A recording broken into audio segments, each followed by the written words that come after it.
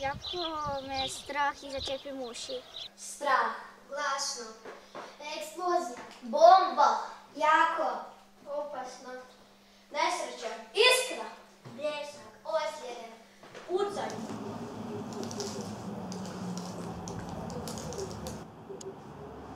Idemo u šetnju. Ide Bostan u šetnju. Dođe, Bostane.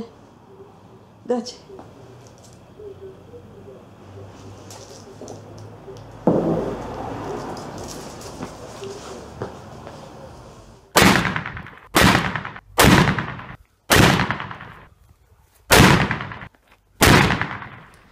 Udruga Prijatelji životinja zaista godinama radi da se jednostavno na prvo mjesto stavi opća dobrobit, javni interes umjesto profita, odnosno da se zaštite ljudi i životinje upravo zabranom petardi tokom čitave godine, što je i logično.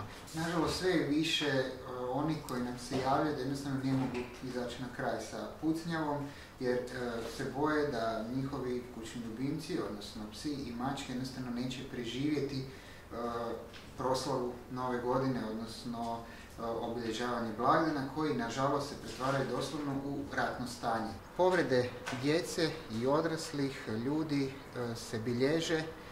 Nažalost, što se tiče životinja, takvih zabilješka gotovo niti nema. Jednostavno, mnogi građani niti ne prijavljuju ili zapravo nemaju ni kome, s obzirom da nema zakona koji će ih na taj način zaštititi. Jednostavno ostaje sve bez prijave. To znaju veterinari, to znaju udruge, znaju naravno i sami skrbnici životinja. No u drugim državama i gradovima, upravo gdje su zabrane i nastale, najveći razlozi su bili upravo zaštita životinja. Pa primjerice u Italiji je rađeno istraživanje da čak nevjerovatnih 5000 životinja strada svake godine zbog upotrebe petardi. To je ogromna brojka. Kad govorimo to samo o kućnim životinjama. Dođi. Neće više pucat, nemoj se bojati. Neće. Ekološki dio također ne treba zaboraviti. Evo jedan podatak da samo eksploziju u jednoj noći naprave tolike štete okolišu koliko i gradski promet u 2 puna mjeseca. Dakle, vidimo što sve nastane iza samih eksplozija, ali treba i imati na umu da u Hrvatsku uđe šleperi petardi. Govorimo o desecima tona petardi i to su nevjerojatne količine eksplozivnog sredstva koje naravno svaka od njih eksplodira u Hrvatskoj, svaka od njih nekog uznemiri, nekom napravi štetu, nekog i ozlijedi u mnogo slučajeva, a onda na kraju to i ostane u našem okolišu, po našim parkovima, po našem zraku, u tlu, u vodi.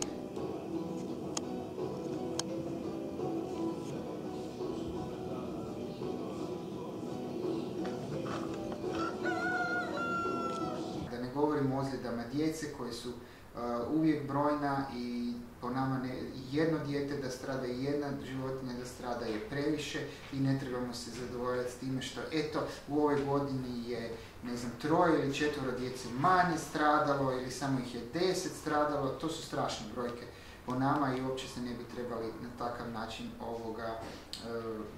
razgovarati sa takvim informacijama, jer jedno dijete bez vida ili bez prstiju je zaista jedna tragedija. Isto tako kad netko izgubi psa u novogodišnjoj noći i obitelj umjesto proslave ima zapravo mrtvog člana obitelji, mislim da to samo se može nazvati tragedijom koju jednostavno moramo spriječiti. Poznaješ li nekoga tko se ozlijedio petardama? Poznajem jednog dečka koji se opekao. Leonardo? Meni je jedanput baka pričala da si je jedan striček dok je pucao s petardama da mu je razneslo prst. Znam jednog dečka koji je ostao bez 2 prsta.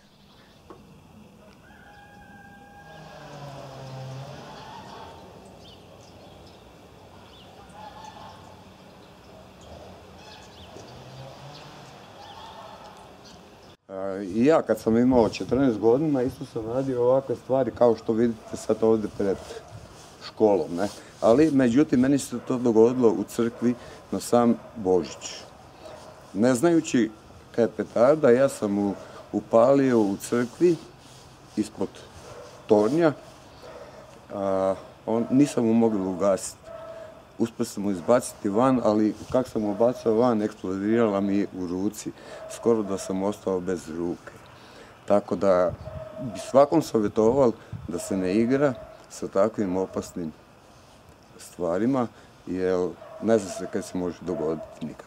Nisam znao 1-3 dana za svoje prste uopće, nisam znao jer su mi bili toliko utrnuti, toliko su bili otpečeni, jer mi je u biti u ruci eksplodirala petarda, ne.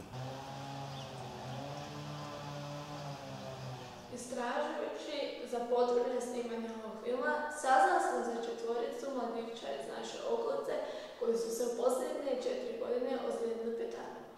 3 mladića zadobili su teške ozljede prstiju, a kod jednog mladića problem je u gumu. Nakon što mu je petarda pukla u šaci, on je počeo mucati, ali pred kamere nitko od njih nije želio. Najviše ozlijeđenih je bilo 2014. godine gdje smo imali 63 ozlijeđenih osoba. Imali smo i na području naše policijske uprave, ali nisu samo djeca tu u pitanju. Dosta odraslih se upušta u korištenje tih pirotehničkih sredstava. Malo tu kumuje i alkohol, Božić, Nova godina i onda jednostavno ljudi zaborave na one osnovne upute u uporabi sredstava i tako dođe do ozljeda. Najčešće ozljede su ozljede ruku. Djeca kad koriste petarde ne koriste na način na koji bi trebali koristiti. Ono što piše u uputstvu, znači petarda se mora staviti na zemlju, nikako se ne smije držati u ruci. Djeca drže petardu u ruci, prilikom paljenja, ruka je zatvorena, dođe do eksplozije i djeca ostanu bez prsta. Kod ozljeda petardi, vraćamo se opet na početak, djeca su tu koja eksperimentiraju, nekoliko petardi zalijepe u skup da pojačaju detonaciju, pa se tu dolazi čak i do delaboriranja, znači otvaranja petardi, pa se ta eksplozivna materija isipava, pa se stavlja u neke flaše, pa različiti tu kombinacije ima, ali sve te kombinacije, sva ta igra dovodi na kraju do ozljeda. Sličan je slučaj jednog mladića koji je ipak pristao razgovarati s nama, ali pod svojim uvjetima. Pa, bil sam doma, nekaj smo se zezali i tak.